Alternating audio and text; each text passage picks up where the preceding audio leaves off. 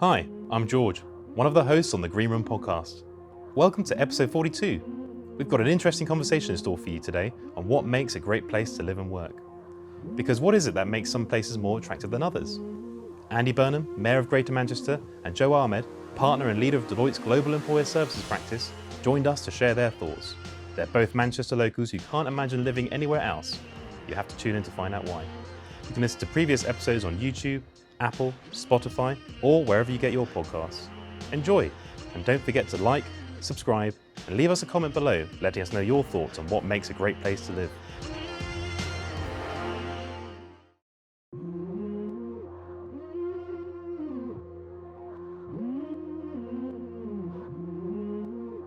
Hello and welcome to The Green Room by Deloitte, a podcast where we ask tricky questions about the world around us. I'm George, and in this episode we ask, what makes a great place to live and work?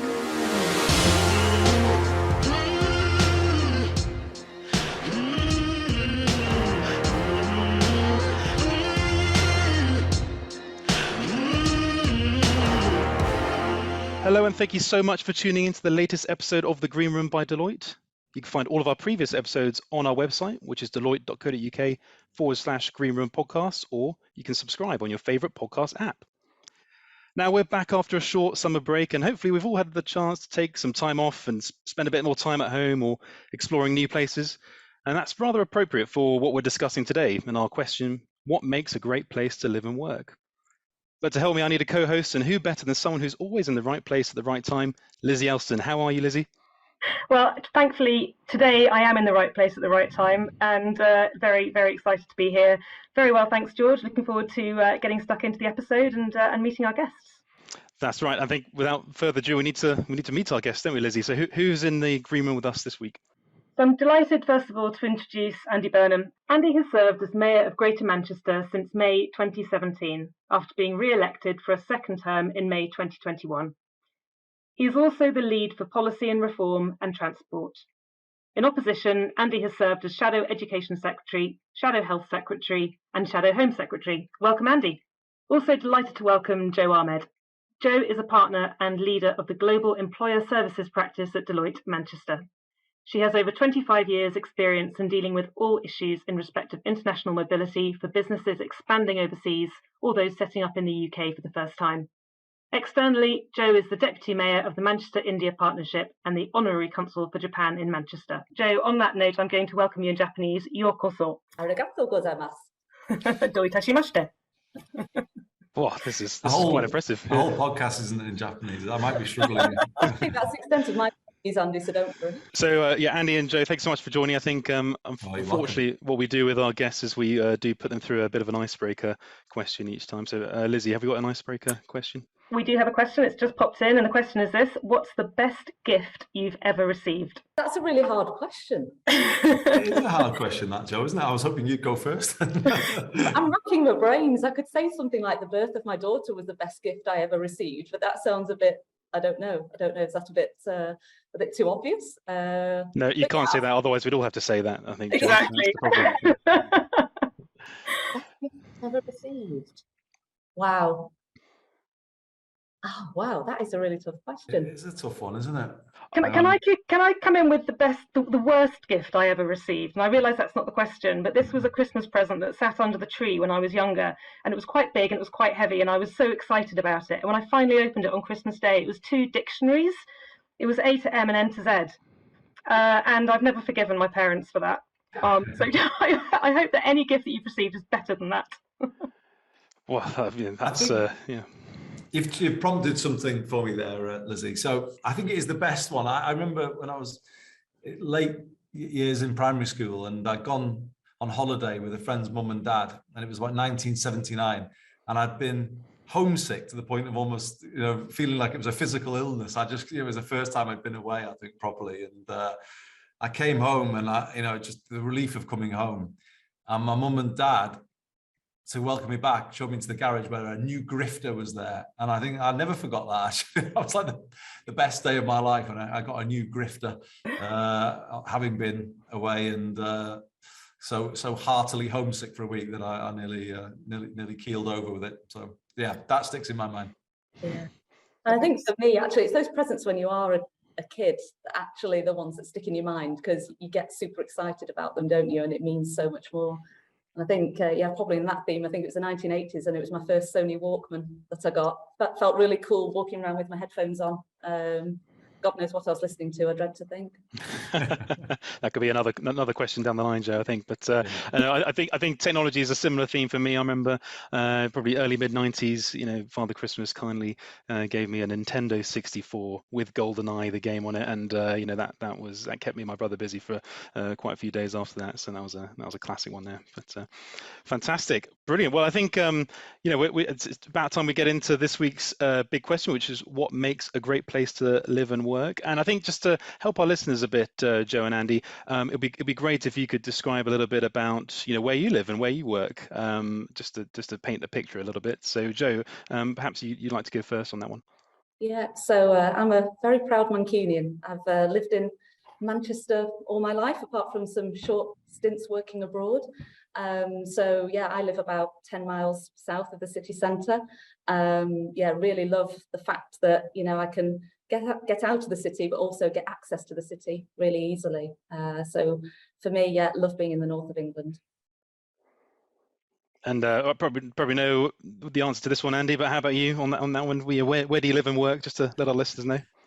Well, it used to be mainly London, and I used to be a member of Parliament. But 5 years ago, as Lizzie said, I came home full time. So I, like Jo, live in Greater Manchester, but work mainly in the city centre. And I love it. I love everything about it. I love the people. I love the bars. I love the restaurants. I love the music venues. I love the sport. I genuinely, I think that is what makes a place great. It's not, all of those things are great individually. It's when you bundle them all up and the atmosphere that creates. And that's what Manchester's got, which is invaluable. I think we'll be touching on some of those aspects about what makes a great place to live, and just coming to the old adage of location. Obviously, choosing a place to live is usually a very important decision for people. And in your view, Andy, just to touch a bit more on some of those things you mentioned there, what are the main factors that make the place you live in more attractive than others?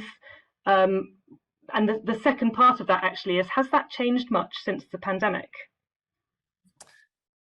So I think of all of the things I mentioned, if there's one thing to pull out above others, it's the people.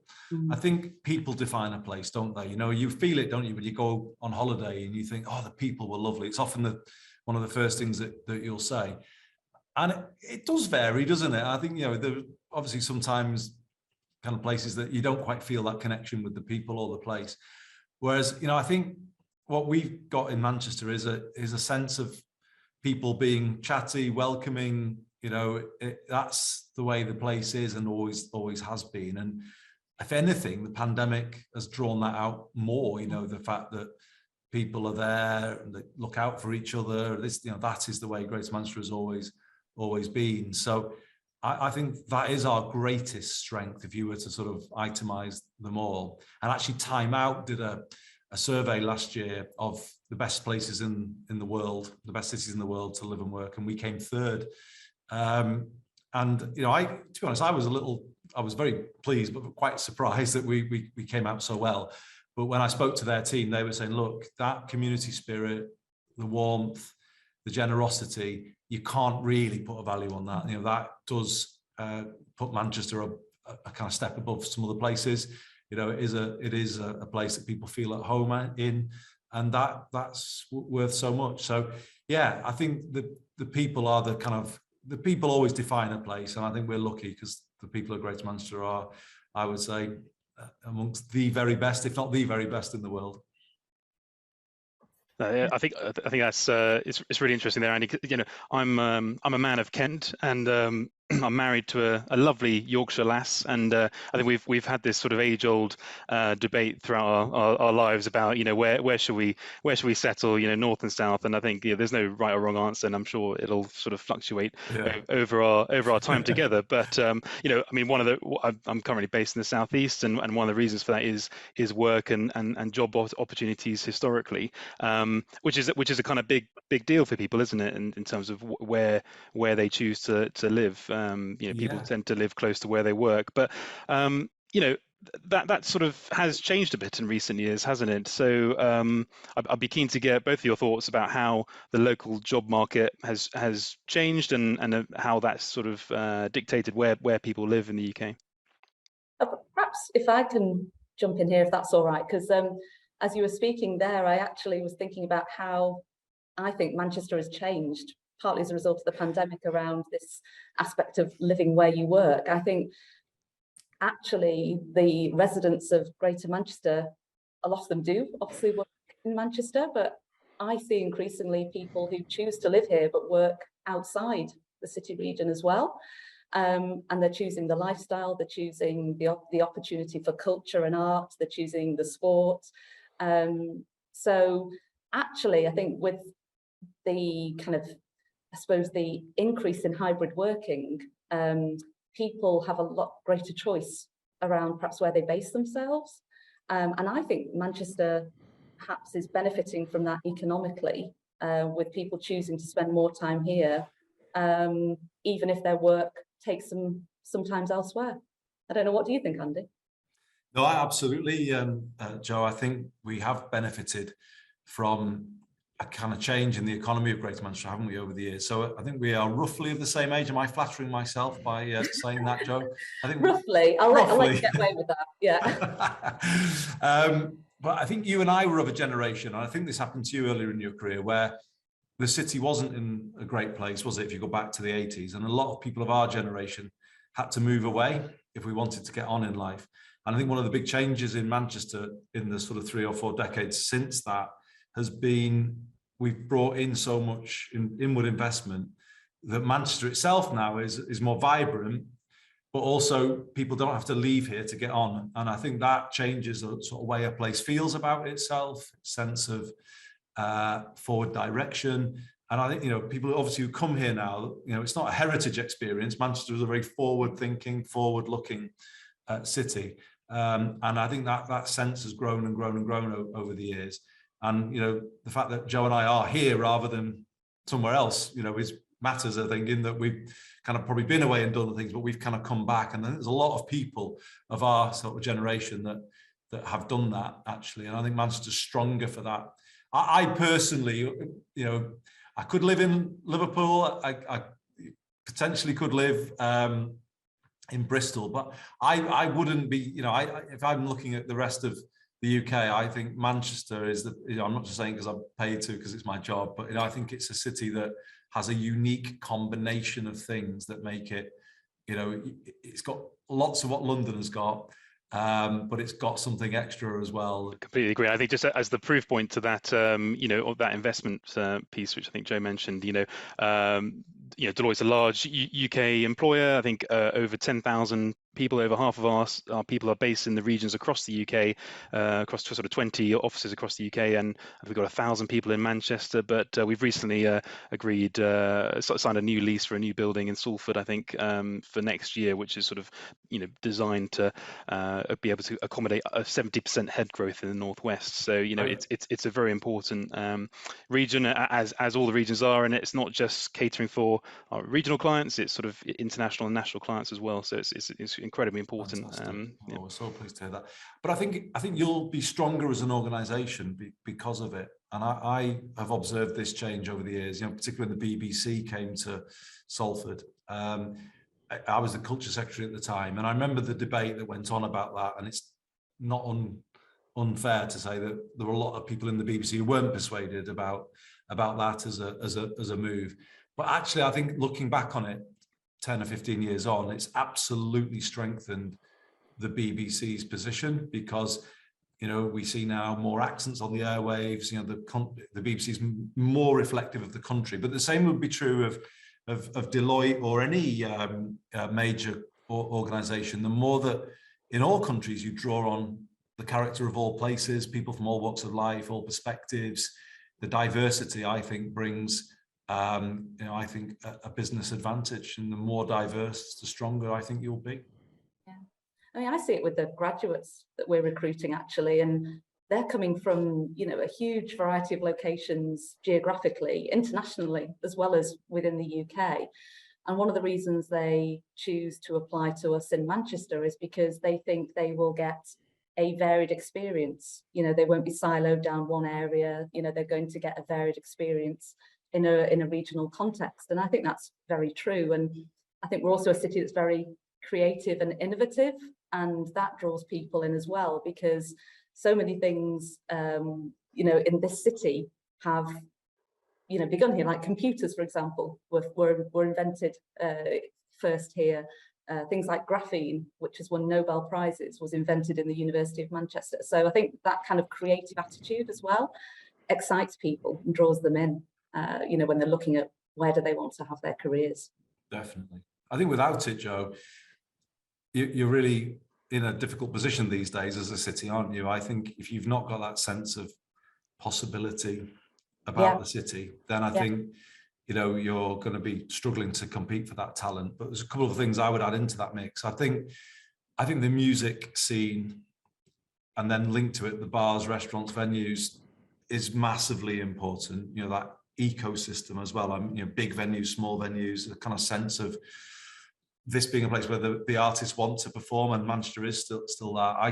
I as mayor can't tell you how much that adds to our, you know, to our position. It is a big reason why people come and study here, and then a reason why they stay here.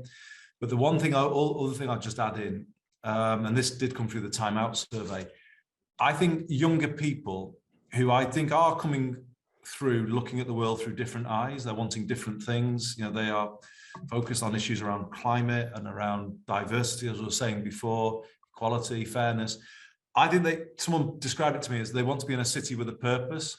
You know, a city with a heart. You know, it's not good enough just to be in a sort of a kind of collection of skyscrapers and no one, you know, looks out for each other. They want to be in a place that sort of runs by the right kind of values. And, you know, I think Manchester in its history has always kind of embodied a kind of sense of business success, because it's a very entrepreneurial place, and it always has been, but never a place where people walk on by on the other side. And I think, you know, that matters, I think, very much to this generation that are coming through.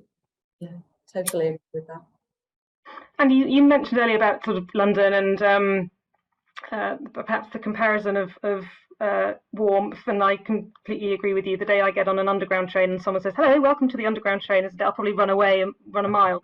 But just on the subject of sort of comparisons with London, one of the sort of achievements that you've had is to you know, bring buses back under public control and actually lower the price in Manchester. Transport, clearly another key aspect of what makes a great place to work, and I wondered if you could just tell us a bit more about that. Yeah, well, I'm going to use the opportunity of the Deloitte podcast to say that, correct a myth. I love London. I know it may not always come over, but I do. I'm very, very fond of it. I lived there in my 20s, and as you know, I wouldn't swap that. You know, it was fantastic, and actually, the people you can find as warm people in London as you can here. It just is a different experience, isn't it? It depends what people want, isn't it? You know, we're a kind of city with much of what London has in a more concentrated, more smaller sort of form. However, transport isn't currently one of our strong points, Lizzie, it's fair to say. It isn't integrated in a way that London transport became integrated when the mayor arrived. It was originally Ken Livingstone, then Boris, and then Sadiq.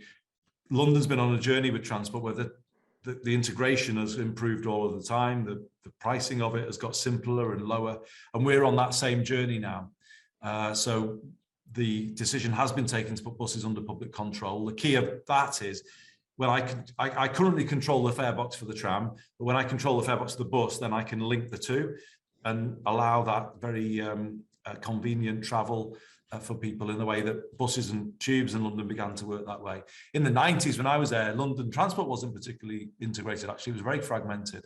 And the change that came with that obviously took London up to world-class levels. I think today we are world-class in some respects.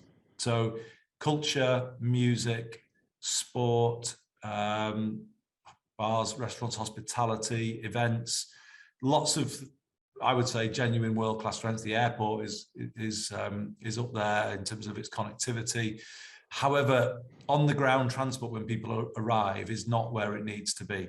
I always ask myself, somebody walking out the doors of our airport in a way that we might walk out the doors of Barcelona or Milan, or that's the comparison I've got to make.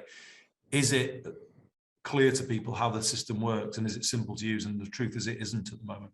So we're on that journey, and I'm quite happy to say it's a journey towards a London-style public transport system, highly integrated, much more convenient to use, more affordable, zero carbon, actually, by the time we've made all the change that we want, because the trams are currently running on renewable energy, and the plan is to electrify the buses and do the same. So that's a big part of our journey in this phase that we're in. If you come here at the moment, you'll look at our skyline, and for people from Deloitte offices who've not visited Manchester recently, you would get a bit of a surprise at the skyline. It's growing up, the stature of Manchester is kind of visibly changing. However, that's good, but on the ground, it's not so good, and this is the sort of bit that we're correcting at the moment. And come 2025, we will have in place a new public transport system called the B network, which will be highly integrated, single livery, and I think will take us to a new level. I think it's really interesting. I suppose what we're describing really is, I guess, you may correct me, we're sort of talking about levelling up, which is a sort of term that's been bandied around in media and from politicians for the last few years, and it means different things to different people, doesn't it? But I'd be really keen to get both of your thoughts on, what does levelling up mean to you, and how do you think it might address the regional imbalance across the UK? You think it will still be a term, George? Is that a political question? Because we have a new Prime Minister and government about to arrive, don't we? But we're waiting to find out. But yeah, it's a good question. Jo, what do you reckon? George, you're right. Levelling up means a multitude of things. I think in its simplest terms for me, it means equality of opportunity for everybody, no matter where you live. So whether you're in London, Birmingham or Manchester, having access to the right transport systems, which we've talked about, access to the right education, access to the right opportunities, that's the nirvana for everybody to have equal opportunities wherever they live. That's a dream maybe, but there's a lot we can do, I think, to help improve quality of people's lives, access to the services they need. But all of that, of course, requires many years and much investment to make that happen. Yeah, I think it's interesting because I think we do an annual survey called State of the State, which surveys 6,000 UK citizens, and in the most recent one, I think it was asked, what are the biggest factors influencing social mobility, and I think. And what was interesting from that was I think regional location was fifth on that list. It was things like skills and employability and education were much more important factors in terms of how do people climb up that social ladder, I suppose. But and it's interesting what you're saying, Andy, in terms of the work you've done. You're learning from the London transport system and trying to replicate that in across the UK. I think it's an interesting take, I guess, on levelling up. Yeah, I think levelling up is all the things that Jo said. It is the basics of physical infrastructure and quality of space and environment, isn't it? So it is that as well. And we're not the greenest, but we're working on that. So we're about to open the first public park in city centre Manchester for 100 years, which I think shows an understanding of how we are. We were in a phase, I think, maybe a few years ago where we just needed investment of any kind to bring it in following the IRA bomb in the mid-90s. I think we are very much in a different phase now where we're thinking of the quality of the environment and the quality of the investment and the development that we're bringing in. We've just got our equivalent of the High Line in New York. I don't know if you know this, but one of our overhead railways, which has been kind of basically derelict for best part of 50 years, has now got a park in it with the support of the National Trust. So, we've got a kind of growing appreciation of the quality of space within the city, and all of that, I think, is part of levelling up. But the ultimate test is the one that Jo was saying, and I touched on it before, George.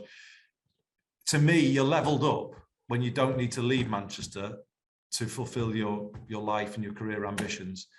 And as I say, for our generation, you did have to leave if you really wanted to get on. I think we're increasingly getting to the point, Deloitte, all of the opportunities you've got here, but then add into that mix very big global names that are here in much greater presence than they used to have. That means that you can grow up here and not compromise on your career by staying here. And that is a big, big kind of piece of progress that we've made. Yeah. I'm really excited about that park that's opening. That's Mayfield Park you were talking about, I think, Andy, wasn't it? Yeah, that's right, Jo. Yeah. Yeah, it looks amazing because I know at Deloitte we've had a huge part in the planning of that, in terms of the design and so on. And I was hearing from the team actually this week that they've seen simple things like kingfishers and herons there already, like nature coming into that space. Yeah. And it's literally only been planted in the last few weeks and months. So, that's incredible to think we're going to have such a positive effect on our environment from a space that was just, well, I won't say contaminated, but it was, it was severely kind of in need of regeneration. It really was. It was brownfield land. It was, I think there was a degree of contamination that needed to be cleaned up. But actually, the most, sort of terrible thing was the river that always ran through had been concrete capped a number of years ago when it was an industrial site. And now the Medlock has been opened up again, hence the wildlife that is coming in. So, I know people from offices around the world listening to this will think Manchester, oh my goodness, industrial, rainy, maybe a bit grimy, and I think that is changing. We could be greener and cleaner than we are. And I think we are still working on that. We are a history of, we do have a very big industrial history here. The discoveries that Jo mentioned, but some of the kind of social struggles linked to the industry, big kind of point of interest for anybody wanting to come to the city, the suffragettes and the creation of the trade unions. And actually, one thing that I always kind of relate is the decision of the cotton workers in the middle of the American Civil War, when Manchester was known as Cottonopolis around the world, because all the world's cotton came here. The cotton workers of Manchester, men and women, voted that they would not handle slave-picked cotton, which explains why we have a statue of Abraham Lincoln, surprisingly to some people, what we do, in the middle of the city, because he wrote to us afterwards and very modestly gave us a statue of himself to thank us for the role that the cotton workers made in ending the American Civil War. But I think, that is fascinating, but it's kind of almost had its toll on Manchester because it left that industrial heritage, that kind of has been difficult for us for a number of years. But if you just take that one example of the overhead railway, that is us now sort of starting to grab hold of our difficult industrial heritage and turn it into new attractions for the city, or indeed the site that I mentioned where the new park is going in. So yeah, Manchester's absolutely very much entering a new phase.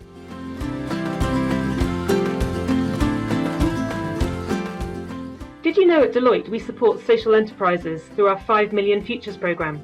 Like Loaf Catering, part of Now Group in Northern Ireland, they support people with learning difficulties and autism into jobs with a future.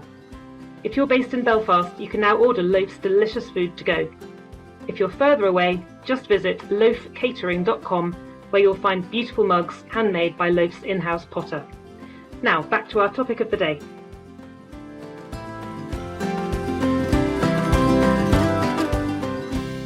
And aside from just Manchester and sort of levelling up across the country, we've touched on a few of these things, but if we achieved only one thing, I'm just thinking about, marker of success. If there was just one thing that was achieved through levelling up, what would that be? I think it's rail connectivity, particularly east-west across the country.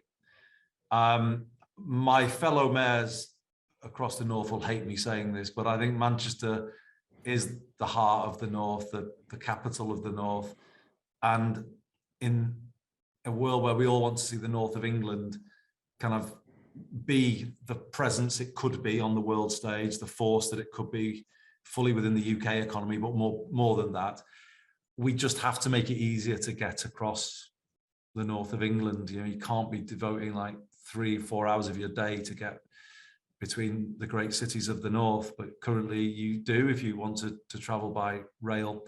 So I'm going to make a non-partisan point here and say that when the Northern Powerhouse concept was first promoted by George Osborne, he was onto something really important, which was bring the cities of the North closer together through better connectivity, and they will then have a much greater impact on the world stage. That was the kind of original concept.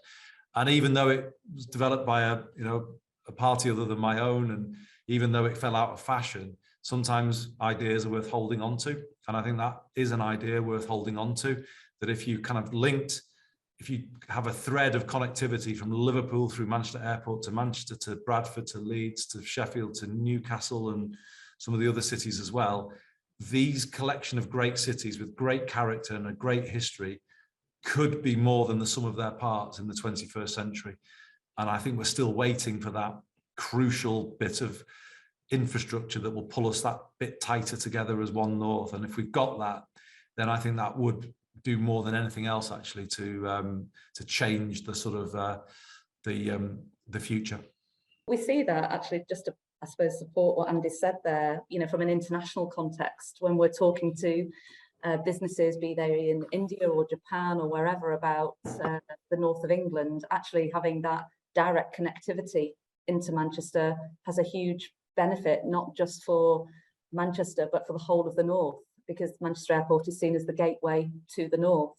So actually bringing in that international context is another layer which helps us have that greater voice on a global stage as well. What's interesting though, Jo, because we're so lucky.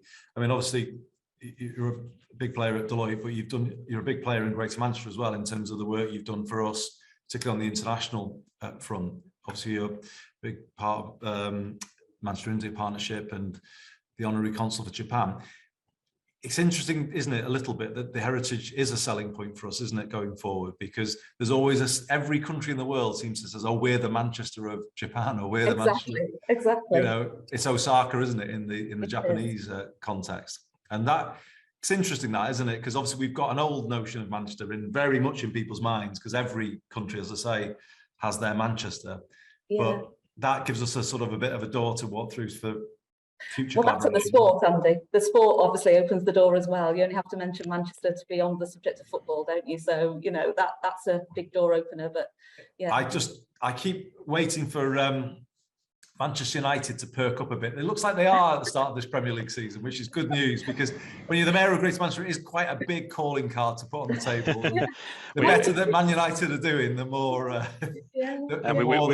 We won't mention Everton's start to the season, Andy, either. But I think on the sports front, actually, you touched on one of my sort of penultimate question. Really, is about touching on the sport. We just come from a summer where the Commonwealth Games was an amazing kind of advert for Birmingham, and I think it was a real sort of community and sort of perception shift, I think, of Birmingham and its people. And I'd be keen to get your thoughts about how do we incorporate local pride into that sort of levelling up agenda. We've sort of touched on it a little bit, but I think it's a really, really crucial point, isn't it, in terms of the people in the regions, being proud of where they are and where they live. Yeah. Well, Manchester had the Commonwealth Games in 2002. Yeah. And held very, very successfully. And we've got the Rugby League World Cup coming up soon as well. We've got that. We've got major. The Euros women's Euros were brilliant here, weren't they, as well, at Lee? Yeah. And, but sport is a massive pull. I mean, just a couple of weeks ago, I was interviewing one of the cricketers from India, from the national Indian team, who was playing in Manchester this summer. And the things he was saying about Manchester, I can't wait till the interviews come out, because it's like gold dust to us, because he was raving about the city, about the warmth of the people, as Andy was talking about before, about the food, about how it doesn't feel like a foreign country. And I think that's, again, Manchester's strength is the diversity of people we have and the experiences. So, but that's a top international cricketer who we had here. So sport is massive and always will be for us. Yeah, massive.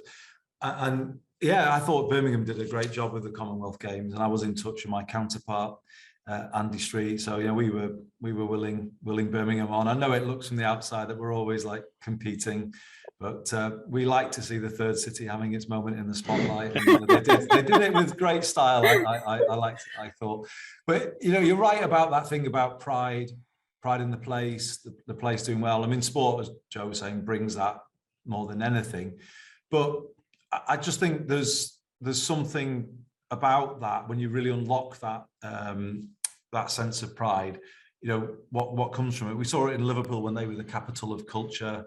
You know, you really do, and you see the way cities bid now for the UK city of culture. You know, these things can be a catalyst to sort of to take places up.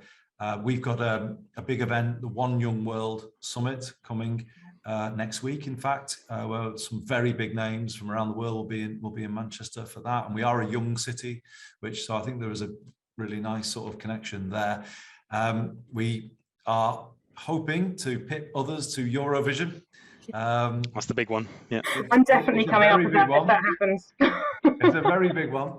I mean, I have to kind of uphold the Manchester music brand, and I'm slightly worried that it might kind of, undermine some of the all the hard work, high standards that we have when it comes to music. But no, we would love to host that. So these events do really matter, and I think just very quickly, I think finally the Greater Manchester identity is becoming really owned in these parts in a way probably it wouldn't have been if you go back a generation, because this was Lancashire. If you go back, I am older than Jo. When I was born in Liverpool, Lancashire, but Manchester was also Lancashire. And obviously the generation that's, say, 50 and over kind of still thinks of these parts as Lancashire. And what's happened since the big change when Greater Manchester was created is that those sort of feelings have more and more died away. And the Greater Manchester identity is getting stronger and stronger and stronger all of the time. And people who live in the outlying areas would have said, when I was the MP for Lee, people always would have said Lee, Lancashire, the older people who wrote to me. Now people under 50 or under 40 are saying, oh no, I'm from Greater Manchester. And that symbol of the bee, which is the city symbol, the worker bee, is owned now by everyone who is buying into that.